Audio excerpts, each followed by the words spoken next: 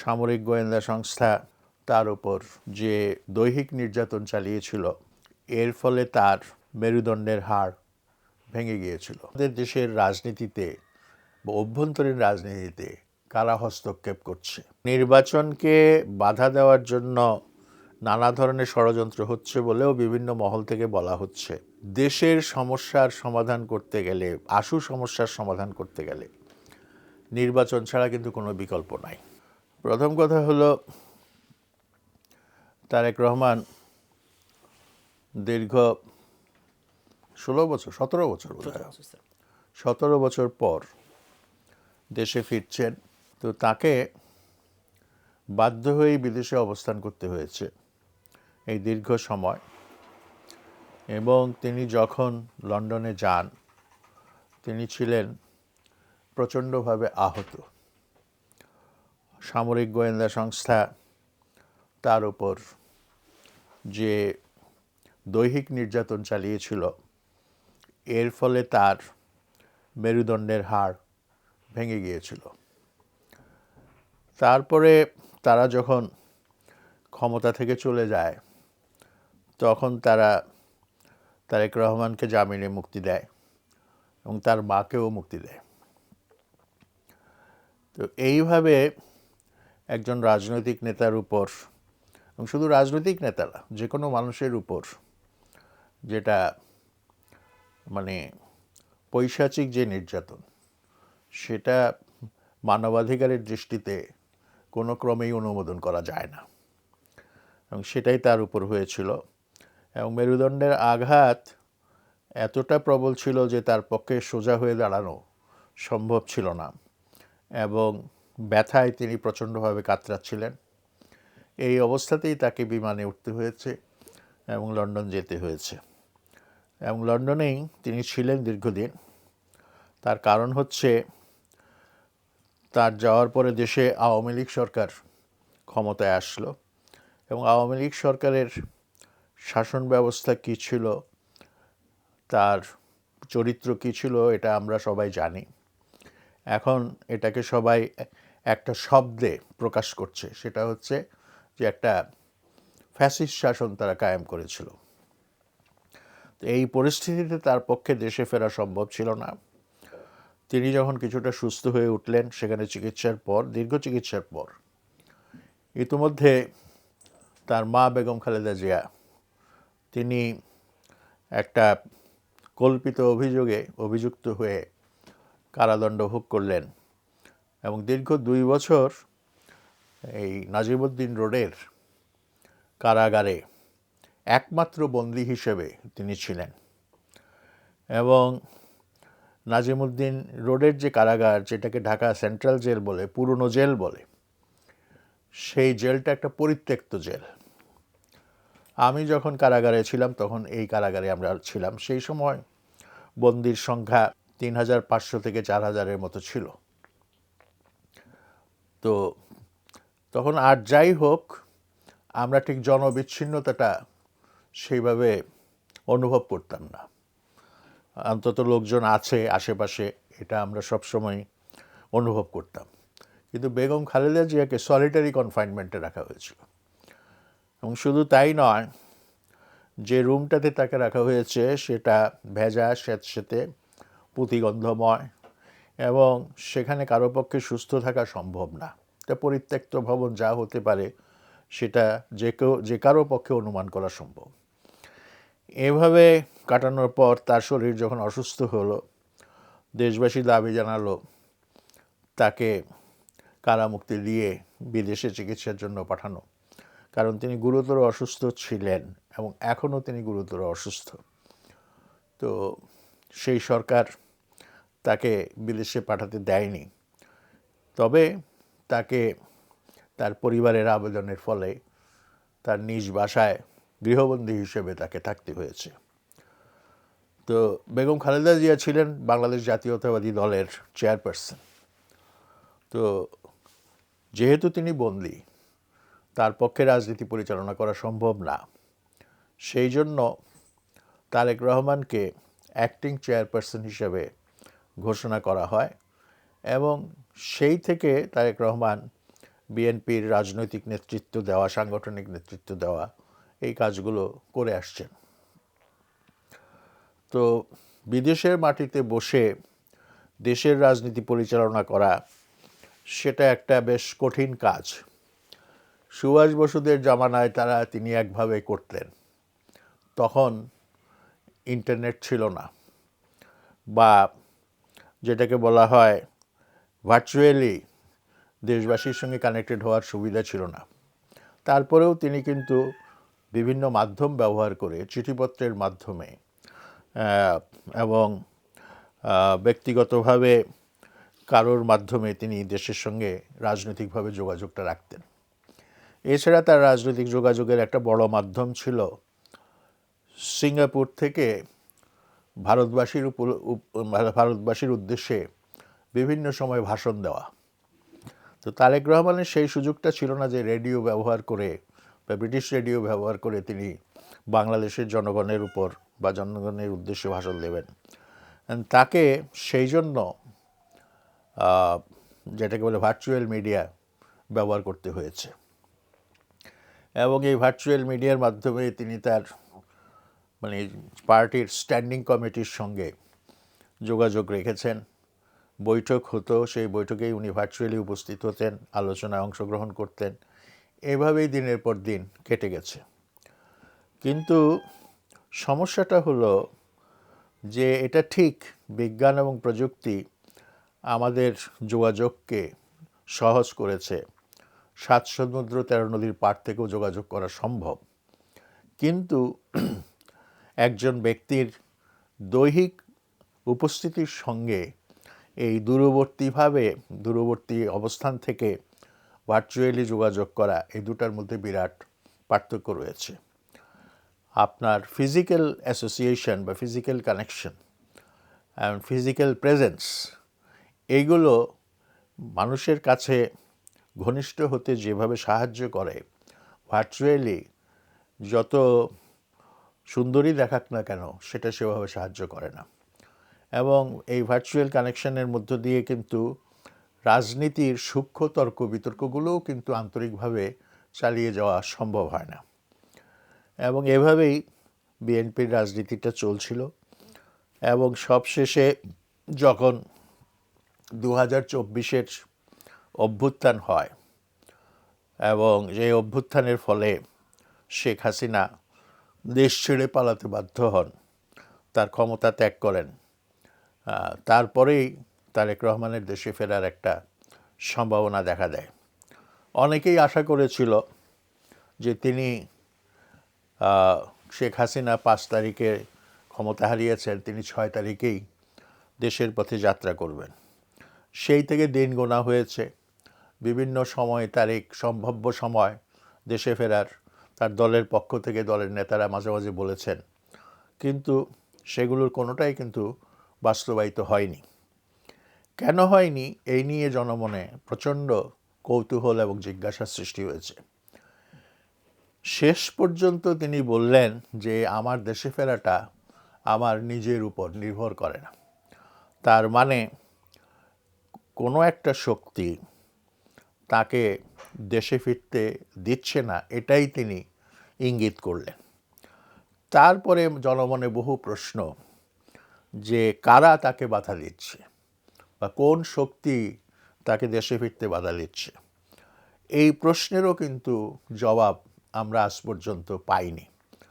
তো আমি মনে করি যে স্বচ্ছতার জন্য এবং জনগণের কৌতূহল মেটানোর জন্য আমরা যদি জানতাম কেন, কী কারণে, কোন বাধার ফলে তিনি 1.5 বছর আগে দেশে না আসতে পারলেন না, এবং এই 1.5 বছরও তাকে লন্ডনে অবস্থান করতে হলো, এটা পরিষ্কার হওয়া বাঞ্ছনীয়।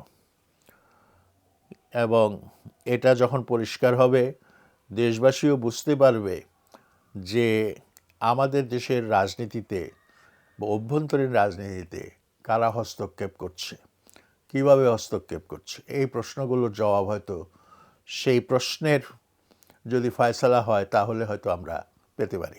বা বিএনপি নিজেকে একটা জাতীয়তাবাদী দল হিসেবে দাবি করে, এবং এই দলের কোর ফিলোসফি, মৌলিক দর্শন শহীদ রাষ্ট্রপতি জিয়াউর রহমান দিয়ে গেছেন। এবং রাষ্ট্র পরিচালনার যে বাস্তব অভিজ্ঞতা, দৈনন্দিন যে অভিজ্ঞতা, সেই অভিজ্ঞতার মধ্য দিয়ে কিভাবে জাতীয়তাবাদী নীতিকে প্রয়োগ করা যায় সেটাও তিনি দেখিয়ে গেছেন।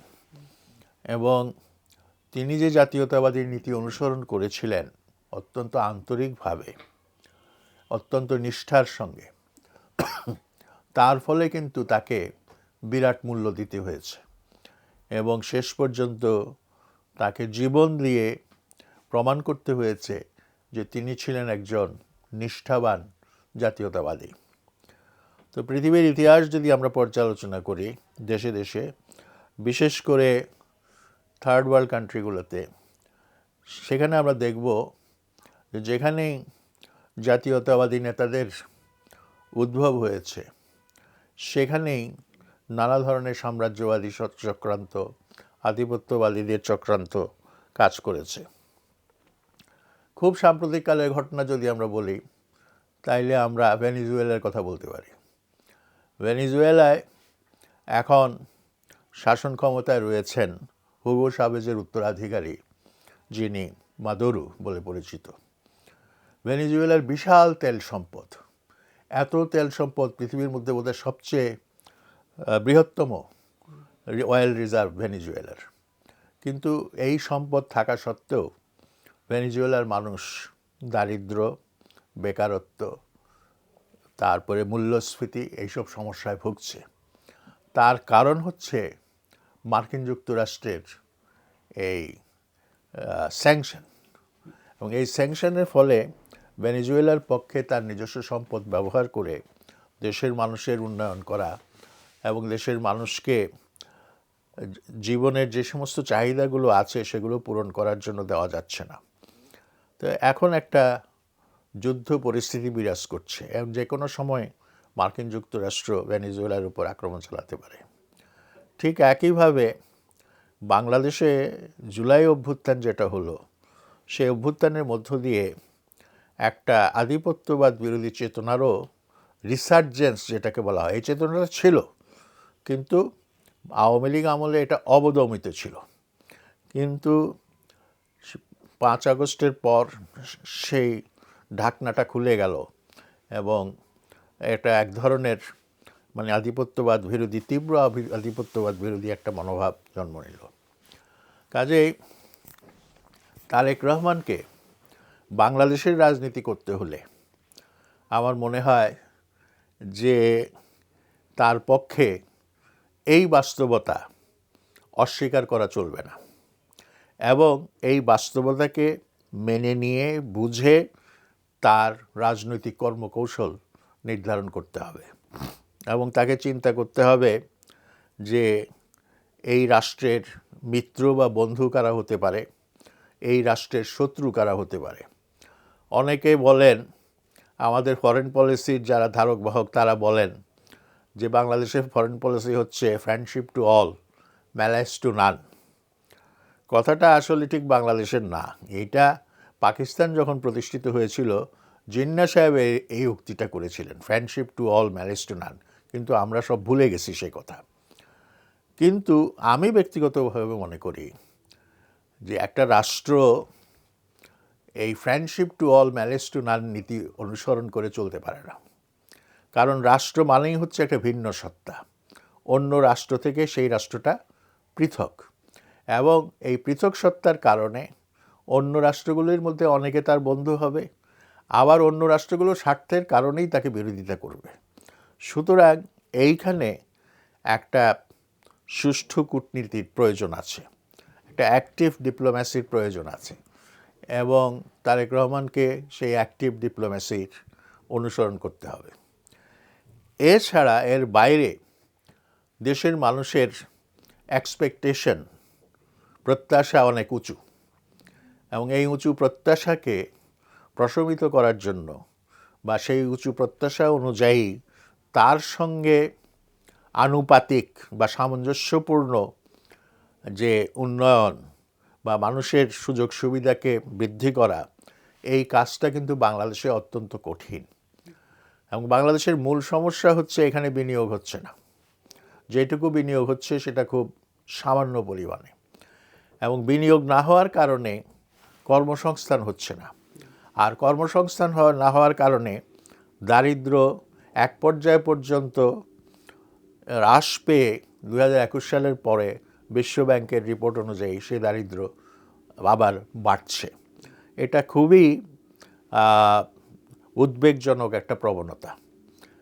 এই প্রবণতার থেকে বের হয়ে আসতে হলে আমাদেরকে যা যা করতে হবে সেই কাজটা কিন্তু খুব সহজ নয়, এবং এই কাজটা করতে গেলে দেশে গুড গভর্নেন্স এটা অত্যন্ত কস্টলি একটা এক্সারসাইজ। আমরা সবসময় কিন্তু সুশাসনের কথা বলি, কিন্তু সুশাসন নিশ্চিত করতে গেলে সেখানে তার জন্য কিন্তু ইনভেস্টমেন্ট প্রয়োজন হবে। আর সেখানে ইনভেস্টমেন্ট করতে গেলে প্রোডাক্টিভ ইনভেস্টমেন্টের জন্য ক্যাপিটাল বা ফান্ডস হয়তো কমে যাবে। তো সেই জন্য মালয়েশিয়া যেটা করেছে যে ডেভেলপমেন্টাল গভর্নেন্স, সেই রকম একটা গভর্নেন্স নিশ্চিত করা, অর্থাৎ দেশের ভেতরে সম্ভাব্য বিনিয়োগকারী যারা আছে এবং যারা দেশের টাকা দেশে রাখতে চায়, বিদেশে পাচার করবে না, এই রকম প্যাট্রিয়টিক যারা বিনিয়োগকারী আছে বা ধনিক শ্রেণী যারা আছে, সেটা মাঝারি ধনিক হোক বা ছোট ধনিক হোক, এদের এন্টারপ্রাইজকে উৎসাহিত করতে হবে। এবং তারা যদি কিছু রেন্ট সিকিংও করে সেটাকে কিছুটা মেনে নেওয়া, তাদের বিকাশের জন্য, তাদের ক্যাপিটাল ফর্মেশনের জন্য সেইটাও কিছুটা মেনে নিতে হবে। এবং এই সামান্য ক্ষতি থেকে আমরা গ্রেটার গুড, বৃহত্তর ভালো আশা করতে পারি। সেটা হচ্ছে বিনিয়োগ বাড়ার সঙ্গে সঙ্গে কর্মসংস্থান এবং বাড়বে, মূল্যস্ফীতিও কমে আসবে। কারণ মূল্যস্ফীতি শুধু মনিটারিস্ট পলিসি দিয়ে নিয়ন্ত্রণ করা সম্ভব না। এটাকে নিয়ন্ত্রণ করতে গেলে যেটা কাজটা করতে হবে সেটা হচ্ছে flow of goods and services বাড়াতে হবে। মানে টাকার সরবরাহ নিয়ন্ত্রণ করা একটা কাজ এবং প্রয়োজনীয় কাজ, কিন্তু সেটাই যথেষ্ট না। আমাদেরকে যে কাজটা করতে হবে সেটা হলো যে দেশে যাতে প্রোডাকশন বাড়ে, সে সেবার প্রোডাকশন হতে পারে, সেটা গুডস মানে পণ্যের প্রোডাকশন হতে পারে, এগুলো বাড়াতে হবে। এগুলো বাড়লেই মানি সাপ্লাইয়ের সঙ্গে গুডসের একটা ম্যাচিং হবে, এবং ম্যাচিংয়ের মধ্য দিয়ে মূল্যস্ফীতি সে যেটা আমরা লাগাম টেনে ধরতে পারবো। এইটা একটা দিক। তারপরে তাকে উপলব্ধি করতে হবে, তারেক জিয়াকে উপলব্ধি করতে হবে তিনি কিন্তু দীর্ঘদিন পরে দেশে আসছেন। এই সময়ের মধ্যে দেশে একটা নতুন প্রজন্ম জন্মগ্রহণ মানে এসছে, ইমার্জ করেছে। এই প্রজন্মের বয়স, ভোটিং এজও যদি আমরা ধরি, এদের বয়স হচ্ছে 18 থেকে বা 17 থেকে 35-40, এবং এরা জনগোষ্ঠীর একটা বিরাট অংশ, ভোটারদের একটা বড় অংশ। এদের চিন্তাভাবনার সঙ্গে অন্য জ্যেষ্ঠ জনগোষ্ঠীর যে চিন্তাভাবনা, সেটার দুয়ের মধ্যে কিন্তু পার্থক্য আছে। এবং এইবারকার অভ্যুত্থানের পর আমরা বুঝতে পারলাম যে আসলেই যেটাকে এরা জেনজি বলছে বা বিভিন্ন নামে অভিহিত করছে, এদের চিন্তাভাবনা একটু ভিন্ন ধরনের, এবং এদের কারোরই এই ট্র্যাডিশনাল দলগুলোর উপর যেটাকে বলে এক ধরনের আনুগত্যের হ্যাংওভার নাই। এবং সেই কারণে এদেরকে যদি ভোটের রাজনীতিতে পক্ষে নিয়ে আসতে হয়, তাহলেও তাকে যথেষ্ট পরিশ্রম করতে হবে, এবং তাদের মধ্যে বিএনপি সম্পর্কে, তার নিজের সম্পর্কে যেসব ভুল বোঝাবুঝিগুলো আছে সেগুলোর প্রশমনের চেষ্টা করতে হবে। কাজটা অত্যন্ত কঠিন। আর আমাদের আইন শৃঙ্খলা ব্যবস্থা খুব ভয়ানক বিপর্যস্ত অবস্থায় আছে। এটা এই কারণে যে অভ্যুত্থানের পর পুরো পুলিশ বাহিনী ভেঙে পড়েছিল, পুলিশরা থানা ফাঁড়ি রেখে পালিয়ে গিয়েছিল, পুলিশের বড় বড় কর্তারা তারা নিজেদের অপরাধ বোধ থেকে অনেকে সীমান্ত পাড়ি দিয়ে ভিন্ন দেশে চলে গেছে। এরকম একটা পুলিশ বাহিনীকে নিয়ে বর্তমান ইন্টারিম গভর্নমেন্ট, অন্তর্বর্তীকালীন সরকার কাজ করছে, এবং যার ফলে তার পক্ষে ল অ্যান্ড অর্ডারের যে সমস্ত সমস্যা সেটা ভালোভাবে ট্যাকল করা সম্ভব হচ্ছে না। তা আমি নিজে সাজেস্ট করেছিলাম যে সেনাবাহিনীর অবসরপ্রাপ্ত সৈনিক এবং ব্যাটালিয়ন আনসারের মধ্যে যারা আছে তাদেরকে নিয়ে একটা ভিন্ন, মানে এদেরকে পুলিশে ভর্তি করে তাদেরকে পুলিশের আইন সম্পর্কে প্রশিক্ষণ দিয়ে, কারণ এরা অস্ত্র চালনা জানে, কিন্তু যেটা তারা জানে না সেটা হচ্ছে একটা পুলিশ যখন অপরাধ দমনের কাজে যাবে বা অন্য কিছু দায়িত্ব পালন করবে সেখানে কী ধরনের আইন তাকে অনুসরণ করতে হবে। তো সেই শিক্ষাটা দিতে 3 মাসের বেশি সময় লাগার কথা না। সরকার যদি এই কাজটা করত তাইলে আমার মনে হয় এখন আমরা দেশে যেই বিশৃঙ্খল অবস্থা দেখছি, যে অ্যানার্কি দেখছি, এই অ্যানার্কি এতটা থাকতো না। হ্যাঁ, আরেকটা মনস্তাত্ত্বিক সমস্যা আছে। সেই মনস্তাত্ত্বিক সমস্যাটা হচ্ছে যে যেহেতু 17 বছর বা 15.5 বছর ফ্যাসিবাদী সরকার অনেক দমনপীড়ন চালিয়েছে, মিছিল মিটিং করতে দেয় নাই, বা মিছিল মিটিং করতে গেলে নানান রকমভাবে পুলিশি বাধা দিয়েছে, তো এখন এই সরকারও যদি সেভাবে বাধা দেয় তাহলে তো তার সঙ্গে ফ্যাসিবাদী সরকারের আর পার্থক্য কিছু থাকে না। এই যে পার্থক্য থাকবে না, এই দুশ্চিন্তা থেকে, এই উদ্বেগ থেকেই কিন্তু অনেকটা আমরা ইনেকশনের অ্যাটিটিউড, মনোভাব আমরা লক্ষ্য করছি। তো তারেক রহমানকে এই সমস্যাটা বুঝতে হবে এবং বুঝে সেই অনুযায়ী কাজ করতে হবে। এবং আমি বলবো যে তার উচিত হবে আইনশৃঙ্খলার সমস্যা যারা বোঝেন এবং এটার ইন্ট্রিকেট প্রবলেমগুলো যারা বোঝেন তাদের সঙ্গে আলাপ আলোচনা করে কাজটা করতে হবে। তার বাবা দেশ চালাতেন, কিন্তু দেশ চালাতে গিয়ে দেশের বোদ্ধা ব্যক্তিদের সঙ্গে তিনি প্রতিনিয়ত বঙ্গভবনে বসে রাত 12টার পরে দীর্ঘ সময় ব্যয় করেছেন আলোচনা করার জন্য। যখনই দেশের কোনো একটা বড় প্রবলেম দেখা দিয়েছে তিনি শুধু নিজের বুদ্ধিতে কাজ করেন নাই, তিনি বোদ্ধা ব্যক্তিদের কাছ থেকেও পরামর্শ নিয়েছেন। অর্থাৎ রাজনীতির সঙ্গে বুদ্ধিবৃত্তির একটা যোগাযোগ, এইটা অত্যন্ত প্রয়োজন। এই কাজটা তাকে করতে হবে। আর তিনি এখন দেশে আসছেন, তার দেশে আসার যে কর্মসূচি সেটা দেখলাম। তিনি শাহজালাল আন্তর্জাতিক বিমানবন্দরে অবতরণ করার পর চলে যাবেন 300 ফিট যে রাস্তা সেখানে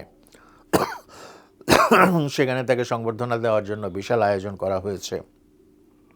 বিএনপির পক্ষ থেকে দাবি করা হয়েছে 40 থেকে 50 লক্ষ লোক সেখানে সমাবেশ হবে। তো এই সমাবেশকে কেন্দ্র করেও যাতে কোনো রকম বিশৃঙ্খলা না হয় সেই ব্যাপারে দলকে কঠোর নির্দেশ দেওয়ার প্রয়োজন আছে। এবং বলা হচ্ছে যে তিনি সেখানে বেশিক্ষণ কথা বলবেন না, সংক্ষিপ্তভাবে দেশবাসীর কাছে কৃতজ্ঞতা প্রকাশ করবেন এবং দেশবাসীর প্রতি তার যে শ্রদ্ধা এবং তার যে দায় সেটা তিনি প্রকাশ করবেন। সেখান থেকে তিনি চলে যাবেন তার মায়ের কাছে অসুস্থ মাকে দেখার জন্য। এরপরে অন্যান্য কর্মসূচিগুলো আছে, যেমন শুক্রবারে জিয়ার মাজার, মানে সেখানে যাওয়া, তারপরে তিনি জাতীয় স্মৃতিসৌধে যাবেন, এটাও আছে, এবং শহীদ হাদির কবর জিয়ারত করবেন। আমার মনে হয় এই শহীদ হাদির কবর জিয়ারত করার সিদ্ধান্তটা একটা বুদ্ধিমান সিদ্ধান্ত হয়েছে, কারণ হাদিকে কেন্দ্র করে যে আবেগের বন্যা বয়ে গিয়েছিল এবং ব্যাপক মানুষ তার জানাজায় এসেছিল, সেটা তো এমনি এমনি আসে নাই। হাদি একটা সিম্বল বা প্রতীকে পরিণত হয়েছে।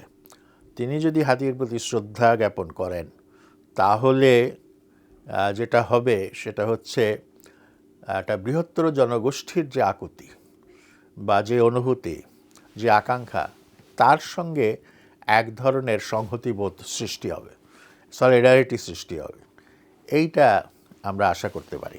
হ্যাঁ, নির্বাচন সামনে আসছে এবং নির্বাচনকে বাধা দেওয়ার জন্য নানা ধরনের ষড়যন্ত্র হচ্ছে বলেও বিভিন্ন মহল থেকে বলা হচ্ছে। কিন্তু এই মুহূর্তে দেশের সমস্যার সমাধান করতে গেলে, আশু সমস্যার সমাধান করতে গেলে নির্বাচন ছাড়া কিন্তু কোনো বিকল্প নাই। এবং অনেকেই বলে যে একটা নির্বাচিত সরকার হলে যেভাবে গভর্নেন্সের ক্ষেত্রে অ্যাসার্ট করতে পারবে, সেইটা এইরকম একটা ইন্টারিম গভর্নমেন্টকে দিয়ে, যার কোনো দলীয় ভিত্তি নাই, যার কোনো ওই রকম বড় গণভিত্তি নাই, তাদের পক্ষে সম্ভব না। শুধুমাত্র গুডউইলের উপর নির্ভর করে একটা সরকার তারা চালাচ্ছেন। তো এই কাজটা বেশ কঠিন, এবং নির্বাচন যাতে হয় সময় মতো, সে ব্যাপারেও তাকে রাজনৈতিক পদক্ষেপগুলো নিতে হবে। এবং নির্বাচন ভণ্ডুল করার জন্য যেসব কর্মকাণ্ড হচ্ছে সেগুলি যাতে আর না হয় সেই জন্য চেষ্টা করতে হবে। আর নির্বাচনকে কেন্দ্র করে তার দলের মধ্যেও কিন্তু সমস্যা দেখা দিয়েছে। নমিনেশনের ব্যাপারে অনেক জায়গাতেই ভিন্ন মত প্রকাশিত হচ্ছে, ভিন্ন প্রার্থীর পক্ষে সমাবেশ হচ্ছে, মিছিল হচ্ছে, আন্দোলন হচ্ছে। এইটা কিন্তু দলের জন্য একটা অশনি সংকেত। কারণ এরকম বিভাজন থাকলে শেষ পর্যন্ত নিজ দলের অনেক লোকেরাই দেখা গেল যে ভোট দিচ্ছে না। তো এইটা কিভাবে কাটিয়ে ওঠা যায় সেই জন্য পদক্ষেপ নিতে হবে, এবং যদ্দূর সম্ভব এটা সামলানোর জন্য তাকে যথেষ্ট পরিশ্রম করতে হবে। আর সোশ্যাল মিডিয়াতে কিছু কথাবার্তা বেরিয়েছে। তো এইসব কথাবার্তায় আমরা জানি যে এখনকার যে সোশ্যাল মিডিয়াতে যেসব কথাবার্তা হয়, যা কিছু প্রচার করা হয়, এর অনেকটাই হচ্ছে ফেক নিউজ, ফেক ইনফরমেশন, এবং অনেকটাই হচ্ছে ম্যালিশিয়াস প্রপাগান্ডা। তো তার সম্পর্কেও ম্যালিশিয়াস প্রপাগান্ডা হচ্ছে। এটা যে ম্যালিশিয়াস প্রপাগান্ডা, এইটা তাকে প্রমাণ করতে হবে, এবং তাকে মানে জনগণের কাছে বলতে হবে পরিষ্কার করে যে এই সব প্রচারণার কোনো ভিত্তি নেই। তিনি যদি সেটা পরিষ্কার করতে পারেন তাইলে সোফার সো গুড, নিশ্চয়ই সেটা তার দলের জন্য বা দেশের জন্য ভালো হবে। না, এইটার সমাধান একটাই, সেটা হচ্ছে আইডিওলজিক্যাল ইউনিটি। তার দুটো জিনিস আছে, একটা হলো অর্গানাইজেশনাল ইউনিটি, আর একটা হচ্ছে আইডিওলজিক্যাল ইউনিটি। এখন খুঁজে দেখতে হবে এই বিভাজন যেটা হচ্ছে, সিনিয়র নেতাদের মধ্যেও যে বিভাজন হচ্ছে বা জুনিয়রদের মধ্যেও যে বিভাজনটা হচ্ছে, সেই বিভাজনের মূলে কি আছে? সেটা কি নিছক ব্যক্তিস্বার্থের কারণে, বা প্রাধান্য বিস্তার করতে না পারার কারণে, বা প্রাধান্য বিস্তার করতে পারার কারণে, নাকি যে মূল রাজনৈতিক চিন্তাভাবনায় পার্থক্য আছে সেটা? এইগুলো আইডেন্টিফাই করতে পারলে পার্টিতে কোহেশন, ইউনিটি নিয়ে আসা অনেক সহজ হবে। না, এগুলো তো শুনেন, এর জন্য যেমন আপনি এখন বললেন যে মগবাজারে বোমা বিস্ফোরণ হয়েছে, তো এই ধরনের দুর্ঘটনা বলেন বা স্যাবোটাজ বলেন বা অন্তর্ঘাত বলেন, এটা কিন্তু আগামী নির্বাচন পর্যন্ত, এমনকি তারপরেও এটা অব্যাহত থাকতে পারে। যতক্ষণ পর্যন্ত শেখ হাসিনা তার দলবল নিয়ে ভারতে অবস্থান করবেন এবং তারা সেখান থেকে বাংলাদেশের সব কিছুকে ভণ্ডুল করার জন্য তাদের সাধ্যমতো যা যা করা যায় সেটা করবেন। এমনকি আমরা দেখছি সোশ্যাল মিডিয়ার প্রচারেই তারা গুপ্ত হত্যার উস্কানি দিচ্ছেন, গেরিলা যুদ্ধের কথা বলছেন, এগুলি তার অংশ। গত কিছুদিনে বাস পোড়ানো, তারপরে বোমা বিস্ফোরণ করা, ককটেল বিস্ফোরণ করা, নির্বাচন অফিসে আগুন দেওয়া, এই ধরনের কাজগুলো হয়েছে। তো এইগুলো তো আমরা বুঝি কী জন্য হচ্ছে, কেন হচ্ছে, এবং এইটা সম্পর্কে একটাই মাত্র সমাধান, সেটা হচ্ছে দেশবাসীকে এই ব্যাপারে অ্যালার্ট করা এবং বোঝানো যে এই ধরনের অন্তর্ঘাতমূলক কার্যকলাপের ব্যাপারে আপনারা চোখ কান খোলা রাখবেন, এবং দুষ্কৃতকারীরা যাতে তাদের অপকীর্তি করতে না পারে, অপচেষ্টা করতে না পারে, সেই ব্যাপারে আপনারা একটা নিজেদের মধ্যে প্রতিরোধ ক্ষমতা তৈরি করবেন, এবং আইনশৃঙ্খলা বাহিনী আপনাদের সহায়ক হিসেবে কাজ করবে। সেই রকম একটা পরিস্থিতি সৃষ্টি করতে হবে। তা আমি মনে করি বাংলাদেশের জন্য সবচেয়ে বড় চ্যালেঞ্জ সেটা হচ্ছে আমাদের যে রাষ্ট্র, এইটা এখন এই মুহূর্তে একটা ফ্র্যাকচার্ড স্টেট, একটা ফ্র্যাগমেন্টেড স্টেট, মানে রাষ্ট্রের বিভিন্ন অঙ্গগুলো, অর্গ্যানগুলো ভেঙে টুকরো টুকরো হয়ে গেছে। এখন এই টুকরো টুকরো অংশগুলোকে তুলে নিয়ে আবার জোড়া লাগানো, সেটা সম্ভব কিনা সেটা বিবেচনা করতে হবে। দ্বিতীয়ত, যদি সেটা সম্ভব না হয়, সেখানে নতুন কাঠামো প্রতিষ্ঠা, কাজটা কিন্তু বিরাট চ্যালেঞ্জ। এটা রাজনীতিবিদরা কতটা বোঝেন আমি জানি না, এবং তারেক রহমান তাকে কতটা বোঝানো হচ্ছে বা বলা হচ্ছে সেটাও জানি না। কিন্তু আমার দৃষ্টিতে মনে হয় আমাদের আমলাতন্ত্র, আমাদের জুডিশিয়ারি, আমাদের এমনকি আর্ম ফোর্স, যে সমস্ত কথাবার্তা সোশ্যাল মিডিয়াতে আসছে এদের সম্পর্কে, তো এইটা তো খুবই উদ্বেগজনক। একটা রাষ্ট্রে এত রকম বিভাজন আছে, সেইটা কোনো ক্রমেই কাম্য হতে পারে না। এবং এই বিভাজনের অবসান ঘটানো অথবা বিভাজনটাকে কমিয়ে আনা যদ্দূর সম্ভব, এই কাজটা কিন্তু বড় কঠিন কাজ। এবং এই জন্য একটা যেটাকে বলে পলিটিক্যাল উইল থাকতে হবে, রাজনৈতিক ইচ্ছা থাকতে হবে, এবং রাজনৈতিক ইচ্ছাকে ভিত্তি করেই কিন্তু এই পরিস্থিতিটার মোকাবেলা করতে হবে। এখনই আমার পক্ষে এই ব্যাপারে মন্তব্য করা খুব কঠিন, কারণ আমি মাঠে ময়দানে দেখতে চাই, বাস্তবে দেখতে চাই, এক। দ্বিতীয়ত হচ্ছে, তিনি লন্ডন থেকে যেই সমস্ত বক্তৃতা বিবৃতি দিয়েছেন, তার মধ্যে সবগুলি শোনার সুযোগ আমার হয়নি, এবং এইসব শুনে আমার অনেক বন্ধু বা আমার পরিচিত জন মন্তব্য করেছেন যে তারেক রহমানের পরিপক্কতা, ম্যাচিওরিটি বেড়েছে, এবং সেই জন্য তারা আশাবাদী। তবে একটি বক্তৃতা আমার নিজের কাছে মনে হয়েছে যে না, সেটাকে অন্যভাবে এই কথাগুলো বললে বোধহয় ভালো হতো। আমি সেটা দৃষ্টান্ত দিতে চাচ্ছি না, তবে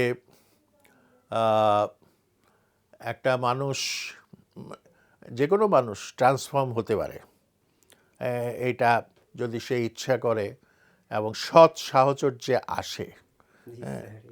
তো এটা কথা আছে না, অসৎ সঙ্গে সংসর্গে সর্বনাশ, আর সৎসঙ্গে স্বর্গবাস, এই যে একটা কথা, ঠিক সেভাবে বন্ধু নির্বাচন, কর্মী নির্বাচন, এই কাজগুলোও কিন্তু খুব গুরুত্বপূর্ণ। না, হাদির হত্যাকাণ্ড তো আমি লিখেছি, যুগান্তরে লিখেছি, তাকে যখন হত্যা করা হয় তখনও লিখেছি, ইভেন যেটা আগামীকাল প্রকাশিত হবে সেটা লিখেছি, সেটা হচ্ছে তার জানাজা পরবর্তী পরিস্থিতি।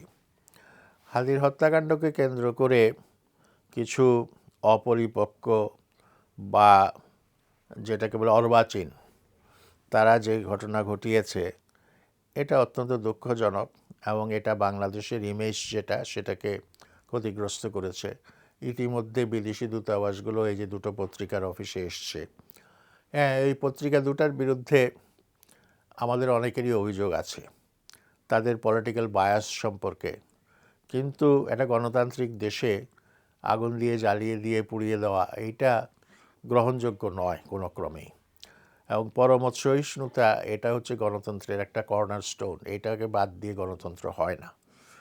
তো সেই জন্য আমি বলবো যে যারা এটা করেছেন তারা আসলে খুব ভালো কাজ করেননি, এবং এইটাকে অজুহাত হিসেবে নিয়ে আধিপত্যবাদ কিন্তু বাংলাদেশের বিরুদ্ধে বিরূপ প্রচারণা চালাবে, এবং সেই বিরূপ প্রচারণায় বাংলাদেশের অনেক ক্ষতি হবে।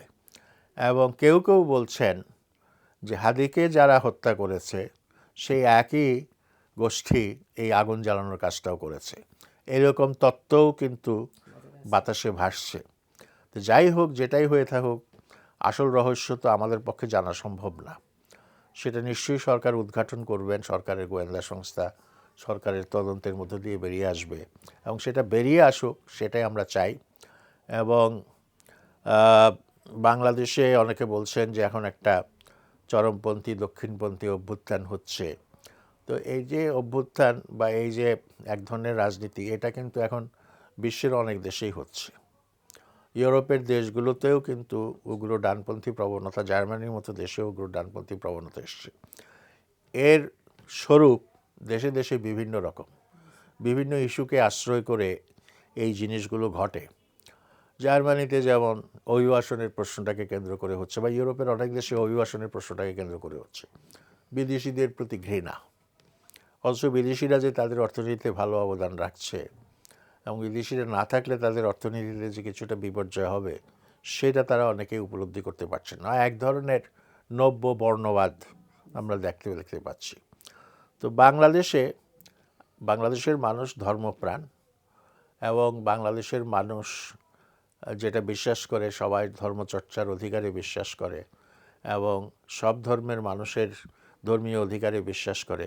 সেখানে আমার মনে হয় বাড়াবাড়ির কোনো সুযোগ নেই, এবং যত মানে দূর পারা যায় যাতে এই ধরনের প্রবণতাগুলো যাতে আরও শক্তি না পায়, সেই জন্য যেটা করা সেটা হচ্ছে মানুষকে সচেতন করা।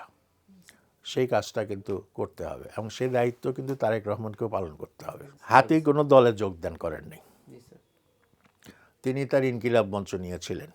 1, 2, আধিপত্যবাদের বিরুদ্ধে তার উচ্চারণ খুব স্পষ্ট ছিল।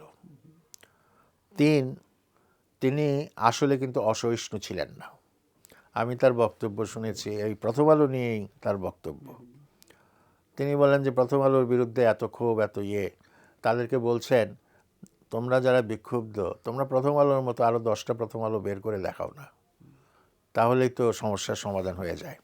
অর্থাৎ তিনি যে গণতন্ত্রের যে মেইন স্পিরিট, প্লুরালিজম, এইটাকে তিনি অগ্রাহ্য করেন নাই, বরং এটাকে উৎসাহিত করেছেন। তৃতীয়ত, তিনি একজন কবি, ভালো চমৎকার কবিতা লেখেন, এবং সেই কবিতা মানুষকে উদ্বুদ্ধ করে, এইরকম ভাষায় তিনি রচনা করেন। সেই কবিতার মর্মবাণীর সঙ্গে আমি একমত হতেও পারি, নাও হতে পারি, সেটা ভিন্ন বিষয়। কিন্তু কাব্যের মধ্য দিয়ে, কবিতার মধ্য দিয়ে তিনি তার অভিমত প্রকাশ করেছেন, আদর্শের প্রকাশ ঘটিয়েছেন। এবং তিনি একজন অনলবর্ষী বক্তা ছিলেন। জুলাই অভ্যুত্থানে তার মতো বক্তা সেভাবে বেরিয়ে আসেনি। প্রত্যেক অভ্যুত্থান কিন্তু একজন ভালো বক্তা, অরেটার উপহার দেয়। তো এইবারকার জুলাই অভ্যুত্থানে তিনি বেরিয়ে আসছিলেন, এবং তার মধ্যে তার সম্পর্কে কোনো দুর্নীতি, চাঁদাবাজি, এইসব অভিযোগ আমরা শুনি নাই। ফলে তার এক ধরনের নীরব সমর্থন, নীরব ভালোবাসা তিনি পেয়েছেন, এবং তাকে মানুষ একটা সিম্বল হিসাবে গ্রহণ করেছে। এবং তার মৃত্যুর পর সেটা বোঝা গেল যে তার জানা যায়, কেউ বলে 12 লক্ষ লোক, কেউ বলে 15 লক্ষ লোক, কেউ বলে 10 লক্ষ লোক উপস্থিত হয়েছিল। বিশাল সংখ্যক মানুষ যে উপস্থিত হয়েছিল এই ব্যাপারে কোনো সন্দেহ নাই। আর এই উপস্থিতির একটা যেটাকে বলে তাৎপর্য আছে, সিগনিফিকেন্স আছে। সিগনিফিকেন্সটা হচ্ছে মানুষের ঐক্য, এবং এই ঐক্যটা কিসের জন্য? মূলত আধিপত্যবাদের বিরুদ্ধে এই ঐক্য। আমি তো মনে মনে ভয় পেয়েছিলাম যে যেই চেতনা 5 আগস্ট ছিল বা তার পরবর্তী কিছু সময় ছিল, সেটা বোধহয় মিইয়ে গেছে। কিন্তু হাদির মৃত্যুর পর দেখা গেল না, সেই চেতনা হারিয়ে যায়নি। এবং সামনে যদি আমাদের আধিপত্যবাদী শক্তিকে প্রতিরোধের প্রশ্ন ওঠে, এই হাদির মৃত্যুর মধ্য দিয়ে যে চেতনার বহিঃপ্রকাশ আমরা দেখলাম, সেটাই আমাদেরকে হয়তো কিছুটা রক্ষা করতে পারে।